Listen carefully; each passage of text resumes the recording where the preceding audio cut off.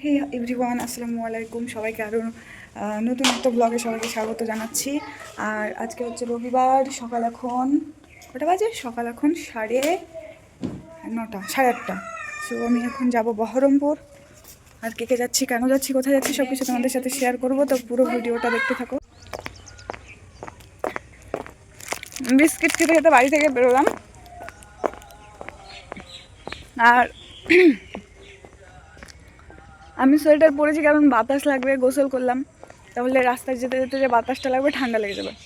খুলে ব্যাগে নিয়ে নেবো সোয়েটার, তো সেই কারণে আমি পরে নিয়েছি, স্লিভলেস সোয়েটারটাই পরেছি। তো চলো যাওয়া যাক। আর আমার হেয়ার স্টাইলটা আজকে অনেক সুন্দর হয়েছে।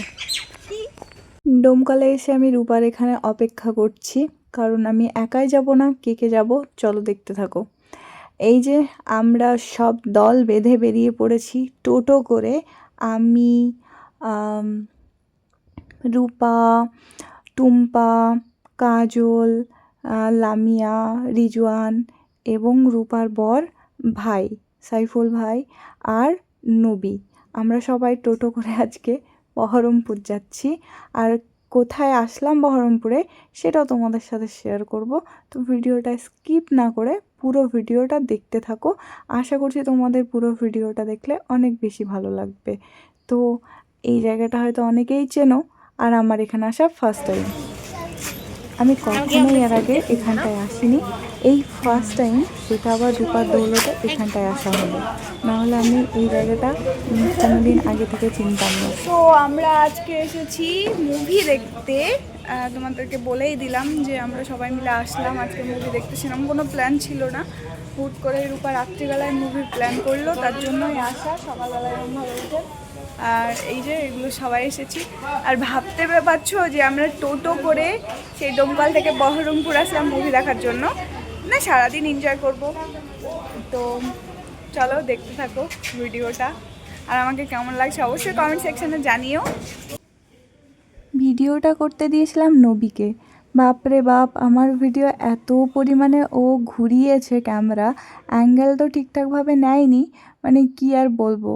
তো যাই হোক, যেটুকু করে দিয়েছে ওইটুকুই থ্যাংক ইউ। তো এইখানটায় আমরা মানে মুভিতে ঢোকার আগে সবার জন্য পপকর্ন নেওয়া হলো। এবার আমরা ভেতরে ঢুকবো।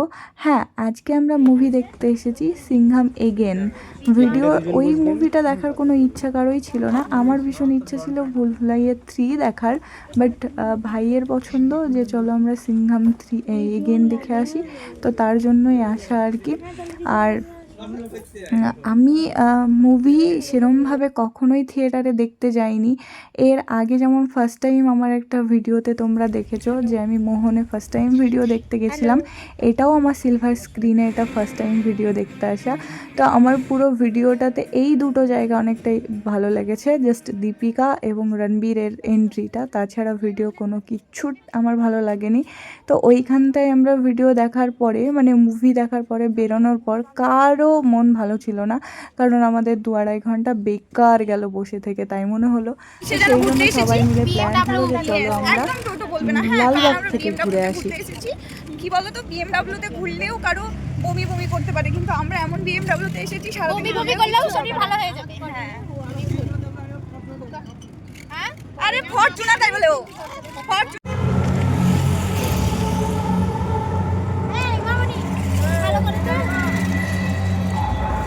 হ্যাঁ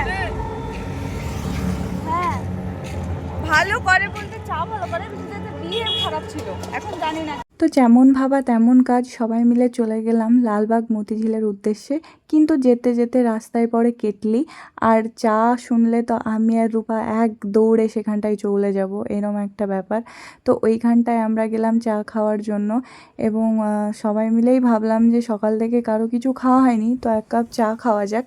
এবার সবাই খেয়ে গেছিলো কম বেশি, আমি, ভাই আর যে নবী, আমরা 3 জন ভাত খাওয়ার টাইম পাইনি সেরমভাবে। তো তারপরে এই যে রূপা বিস্কিট নিল সবার জন্য, আর সবার জন্য চা। তো মন থেকে বলছি, কেটলির প্রতি একটা আলাদা আগেই তো একটা ভক্তি উঠে গেছিলো, কারণ ওদের বিহেভিয়ার একদম ভালো না।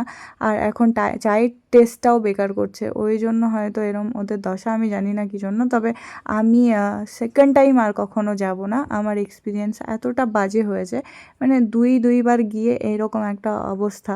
আর সবচাইতে ব্যাপার হচ্ছে আমি চা খেতে যাচ্ছি, ভাই তোমাদের অ্যাম্বিয়েন্স যত সুন্দর করো না কেন, তোমাদের বিহেভিয়ারও ভালো না, বাট তোমাদের চায়ের টেস্টও ভালো না। তো যাই হোক, আমি আর রূপা এখানটায় বলছিলাম যে আমরা ঠান্ডা খাবো তবুও ভালো, আগে চা খাবো তারপরে ঠান্ডা খাবো। তো এটা বলছিলাম ও আর আমি, বাট ভয়েস ওভার আমাকে পরে করতে হয়েছে কারণ ব্যাকগ্রাউন্ডে মিউজিক বাজছিল, নয়তো কপিরাইট ক্লেম চলে আসতো। ওখানটায় চা খাওয়ার পর রাস্তায় দেখছিলাম রাস্তার ধারে বসে বসে অনেক মেয়ে পানি ফল বিক্রি করছে। এবার পানি ফলের টেস্ট অনেকেই বোঝে না, তার জন্য পানি ফল নিয়ে খাওয়া হচ্ছে।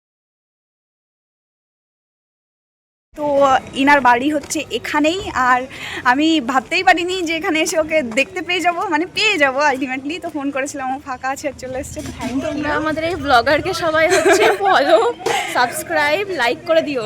আচ্ছা, থ্যাংক ইউ। আমিও ভাই ব্লগ করবো, কিন্তু হয় না তো। এই যে এবার তোমাদের পরিচয় করিয়ে দিই, ইনিকে। তোমাদের মনে প্রশ্ন হতেই পারে, একে তো আগে থেকে দেখলাম না ভিডিওতে, কিন্তু হুট করে দেখতে পাচ্ছি। হ্যাঁ, এর নাম হচ্ছে নেহা চৌধুরী, আর বাড়ি হচ্ছে লালবাগেই। না, বাড়ি হচ্ছে বিহারে, বাট থাকেন লালবাগে। আমার সঙ্গে ওনার ফেসবুকে পরিচয় প্রায় 2 বছর আগে থেকে। তো এতটা ভালো বন্ডিং বলে বোঝাতে পারবো না, খুব ভালো আমার কাছের একটা ফ্রেন্ড। আর ওর এইজ হচ্ছে আমার থেকে অনেক জুনিয়র, ও আমার থেকে অনেক অনেক বেশি জুনিয়র, দেখে মনে হচ্ছে না, বাট ওর এজ সামথিং 19 হবে। তো একসঙ্গে ঘুরছিলাম, আর এইখানটায় দেখতেই পাচ্ছ যে ওরা আলাদাভাবে ঘুরতে সবাই চলে গিয়েছে, কারণ সবাই আলাদা ভাবে ডিভাইড হয়ে ভিডিও বানাচ্ছিল, কে সাইক্লিং করছিল।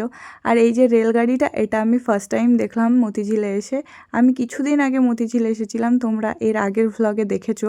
বাট এই যে এত গোলাপ, মানে একটাও গোলাপ ফুটেছিল না তখন, আর এখন হিউজ পরিমাণে গোলাপ ফুটে আছে। আর এক একটা গোলাপের সাইজ দেখে আমি জাস্ট মানে অবাক হয়ে ফুল দেখছিলাম, এত কালারফুল, এত কালার, সব ধরনের কালার। আর একটা গাছে প্রায় নেই করতে করতে প্রায় 10টা থেকে 20টা ফুল ফুটে আছে, সব সুন্দর লাগছিল।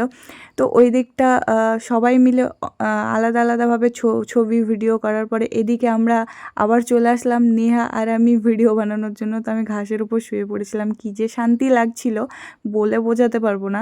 অ্যাকচুয়ালি আমি যখন ভিডিওটা এডিট করছি, এখন আমার কাছে নেট নেই, কারণ বেলডাঙাতে একটা ইস্যুর কারণে নেট, আমাদের ইন্টারনেট পরিষেবা বন্ধ করে দিয়েছে। তো আমরা বেরিয়ে যাচ্ছিলাম, তো সেখানটায় নেহা আর আমি একটু পাকামো করছিলাম, আমি ওকে ঘুরোচ্ছিলাম। আর ওর ড্রেস নিয়ে তোমাদেরকে আগেই বলি, ও একটা প্রফেশনাল মডেল। ওর ড্রেস নিয়ে তোমরা প্লিজ কোনো কমেন্টস করো না, ও সব ধরনের সব টাইপের ড্রেস পরে এবং ও সব টাইপের ড্রেসে কমফোর্টেবল। আর আমি তো জানো সব ধরনের ড্রেস ক্যারি করতে পারি না, কিংবা করিও না, একটা ছোট থেকে একটা ব্যাপার থাকে। তো আমি বলবো পার্সোনালি কেউ কারোর ড্রেস নিয়ে কোনো কমেন্টস, বাজে কমেন্টস না করাই ভালো। সো আমি আর নেহা বেরিয়ে যাচ্ছিলাম, ওইদিকে ভাইরা সব পেছনে আসছিল। আর আসার পরে নবী আমাদেরকে আগে বলছিলাম যে ভিডিও করে দাও, আর নবী আমাদের সঙ্গে আগে যাচ্ছিলো, আমি আর নেহা, কারণ নেহা এখান থেকে চলে যাবে আর তারপরে তো আমরা একসঙ্গে বাড়ি যাব। দেন আমরা আসলাম দোকানে। এবার কি হয়েছে, নেট যেহেতু চলছে না, এবার সব কিছু ফোন পেতে আমি এখানে ওর সাথে পাকামো করছিলাম। তারপরে একটা ব্রেসলেট ও আমাকে পরিয়ে দিল। এবার ব্রেসলেটটা সত্যি খুব সুন্দর ছিল। দেন আমি ওকে একটা ব্রেসলেট পরিয়ে দিলাম, আমি বললাম এই টাকাটা কিন্তু আমি দেবো। দুটো অবভিয়াসলি ও কিনেছে, কিন্তু এখন পর্যন্ত দেওয়া হয়নি কারণ ইন্টারনেট চলছে না। তো ব্রেসলেটটা অনেক সুন্দর, তো thank you so much Neha. তারপর ও ওখান থেকে চলে গেল, ও স্কুটিতে এসেছিলো, ওর মতো করে ও বেরিয়ে গেল। এবার আমরা আসলাম, আমরা সবাই মিলে ভাবলাম যে কোথাও একটা তো খেতে হবে ভারী কিছু, তো ভাবলাম যে সুমনস ক্যাফেতে গিয়ে একদম খাবো, কারণ বাড়ির কাছে চলে এসে খাওয়া অনেকটাই বেটার। তো দেন আমরা সবাই মিলে আসলাম সুমনস ক্যাফেতে। এবার নবীর খুব মন খারাপ, যে ও বলছে যে আমি ভাত খাবো, খিদা পেয়েছে।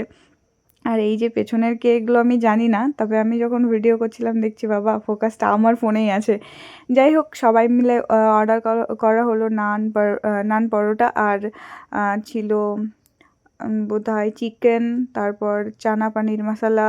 তো সত্যি কথা বলতে সুমনস ক্যাফের খাবারের টেস্টটা অনেক সুন্দর হয়। আমার তো স্পেশালি অনেক অনেক অনেক বেশি ভালো লাগে, আর আমার ফেভারিট একটা জায়গা। তো তারপর খাওয়া দাওয়া করার পরে আমরা বাড়ি ব্যাক করছিলাম, আর কি শীত পড়ছিল আমি বলে বোঝাতে পারবো না, মানে প্রচণ্ড পরিমাণেই শীত পড়ছিল। আর ওখান থেকে আমাকে রূপারা সব রাখতেও এসেছিলো, আসার পরে ওদেরকে চা খাইয়েছি আমি শাহাবুদ্দির দোকানে। আর তারপরে ফাইনালি আমি বাড়ি ঢুকেছি। বাড়ি ঢুকতে আমার 9:30 বেজে গিয়েছিল, প্রায় 9:45। তো চলো আজকের ভ্লগটা এখানেই শেষ করছি, টাটা, দেখা হবে অন্য একটা ভ্লগে।